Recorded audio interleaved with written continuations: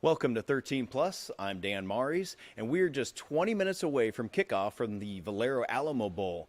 My co-anchor, Mary Coleman, is joining us now from a watch party right here in Tucson. Mary, how's it looking out there? Well, Dan, we're kind of just hanging out right now, having some water, just chilling, because we know the madness that's about to begin. We have some U of A fans that have started to come in, and they're getting loud for some of the other games, so I can only imagine what's to come for the big U of A game that's coming up here very shortly. Now, some quick stats for you.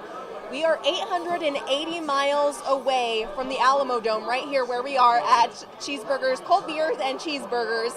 And let me tell you, it's already starting to feel like we are there because of the noise volume that we are seeing here. We talked to a couple of people who are super excited for the game, of course, because it has been so long since we've been in a bowl game. They are very excited to see what happens tonight. And I actually spoke with a guy who was there in 1989, the last time the Sooners played the Wildcats. A reminder, we did win that time, so he thinks he's the good luck charm. We're keeping our fingers crossed and hope that he is tonight. We are continuing to follow the score. I know we can't show a lot of video or anything until the game is over on 13 News, but be sure to stay with us. We're going to keep you updated with that score, and we will have a live report at 10 o'clock on 13 News. We'll send it back to you. All right, thank you so much, Mary. She's got a tough assignment tonight, doesn't she? Well, on to some other news now. Recalled and banned products are showing up all over the internet, despite specific laws put into place because people have been seriously hurt or killed. A big part of the problem is imports and third-party sellers. Here's our national investigative reporter, Lee Zurich, with the story. Thank you. This is a rare look inside the federal operation that's meant to keep consumers safe. In Newark, New Jersey, federal agents check boxes coming into the country through the nearby port, looking for things that are banned here, like items that are flammable or have excessive lead. They check cribs and hair bows and look through boxes, sometimes running them through a chemical scanner. To understand why we're bringing you here, meet Scott Taylor. So as long as anybody who's going to ask me and want to talk about it and will listen, I'll talk about it. I'll talk about her. It makes me sad sometimes, but it also brings her very much back to right here. Taylor has spoken about his daughter Abby many times, but his passion for her life and how it may save the daughters and sons of others continues. If you knew her, she was always the life of the party. She was always the reason I wear pink and the reason I dress the way that I do often with a lot of color is because of her. In June 2007, 6-year-old Abby played in a country club's kiddie pool filled with just 18 inches of water. At some point, she got near the pool drain, sat on it, and her buttocks created a seal around the pool sump, the bowl, if you will, and she was eviscerated, and meaning that she lost her small intestine. The drain essentially suctioned her to the bottom of the pool. That drain concealed with a cover that her family says they later found had been broken earlier and wasn't installed correctly. She got out of the pool. She managed to get herself off of the pool drain, took a few steps and passed out. Abby went to a local children's hospital, and the family then found out something was seriously wrong. She went into surgery. The doctor came out and told us what had happened, and we were completely shocked and caught off guard. For 9 months, Abby was in and out of the hospital. Multiple surgeries and transplants didn't take. On March 20th, 2008, Abby Taylor passed away. The type of pool drain cover that Abby was suctioned to is now banned due to a law passed the year she died, named after another little girl who also died in a similar incident, Virginia Graham Baker, whose initials are now stamped on legal drain covers sold in the U.S. The goal was to get them completely off the market, which we did from a retail standpoint. However, as I understand, they're available on the internet somewhere, coming in from other places. In fact, we found these matches for banned pool drain covers appearing online, being sold through third-party sellers on big box retail sites in major online marketplaces. Here's another. In March, the Consumer Product Safety Commission, or CPSC, warned a Chinese company that its pool drain cover violated the law and requested a recall, which went up a month later. The Amazon retailer put a note about the recall on its site, but months later we were able to buy one that appears in photos to be identical to the one the CPSC flagged and recalled. Are some of these companies not even American companies? I think a lot of the companies that we see on the imports coming in are not American companies, and that's a problem we're seeing in the e-commerce space as well.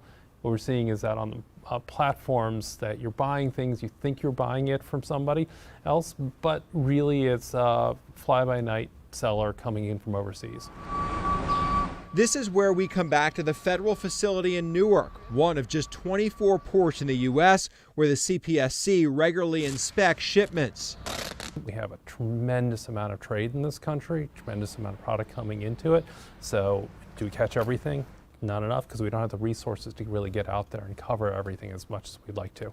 Our team found over a dozen products that appeared to match those the CPSC found to be in violation of safety laws, from bike helmets to outdoor equipment that are still available to buy through major online retailers. How do you police that? We've seen things online by a seller that we know have killed a child before. We have flagged it for the platform, and then a week later we see the same listing under a slightly different name on the platform. And again, we tell the platform that they take it down, but that game of whack-a-mole has to stop, and the platforms are really in the best place to be able to do that.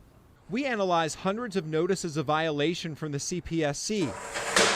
Warnings sent after the agency ran tests like this to companies across the globe, many exporting products here to the U.S. for problems from breaking lead paint regulations to posing choking hazards. We found more than 14,000 notices filed between 2017 and 22, and of those, the government requested around 900 products to be recalled. But in nearly half of those cases, we found no evidence the company recalled their products. Part of the problem, tracking them down. We looked up the addresses tied to many of the violations and found they traced to shops in strip malls, apartment complexes, even large homes and gated communities. Many were storage and shipping warehouses, including Amazon facilities, but not the product maker itself. That's exactly the problems that we also see trying to trace back when we find dangerous product. And oftentimes if it ends up being overseas, it's a lot harder for us to actually get the manufacturer to do anything.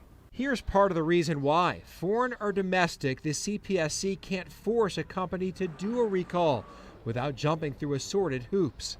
The recall process itself, to the extent that we do a mandatory recall, requires us to sue a company. And that does take a tremendous amount of time and takes a tremendous amount of resources. And honestly, getting a recall a year and a half later doesn't actually help consumers at all.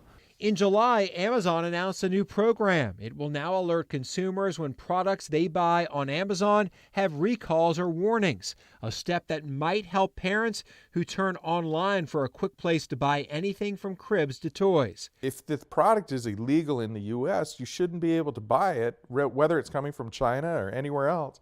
You shouldn't be able to buy it in the U.S. That's a loophole or responsibility that I've only just recently become aware of, and I would like to see that change. And again, I'd like the companies to handle it. In the hospital, Abby asked her parents if she would be on TV. We have videos of her singing and dancing, even when she's carrying around her pumps and everything else. So the question wasn't that surprising, like, am I going to be on TV? Abby is on TV again.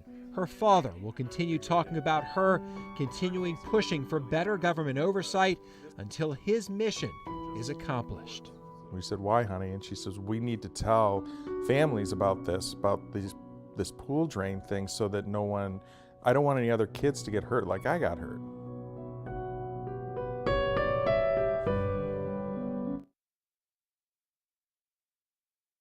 Happened and the parent company of the manufacturer.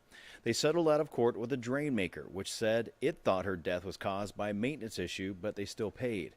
Now, that money helped fund and start Abby's Hope, her family's organization for safe swimming. They also settled with the golf club.